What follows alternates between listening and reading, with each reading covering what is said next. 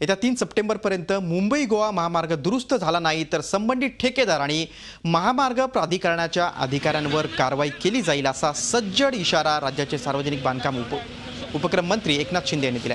गणेशोत्सवाच्या पार्श्वभूमीवर शिंदे यांनी पळसपे ते इंदापूर रायगड जिल्ह्यातील या महामार्गाची पाहणी केली. आजवर झालेल्या कामाबाबत समाधानी नसल्याचं शिंदे यांनी स्पष्ट केलंय. यावेळी शिंदे यांनी या रस्त्याच्या दुरुस्तीसाठी 3 सप्टेंबरचं अल्टिमेटम दिलंय. दरम्यान पर्यायी मार्गाचा वापर करणाऱ्यांना टोल माफी देण्याच्या मुद्द्यावर सोमवारच्या उच्चस्तरीय बैठकीत निर्णय घेतला जाईल असंही शिंदे यांनी स्पष्ट केलं. गणपती आगमनापूर्वी म्हणजे 3 तारखेपूर्वी संपूर्णपणे हे रस्ते दुरुस्त झाले पाहिजे.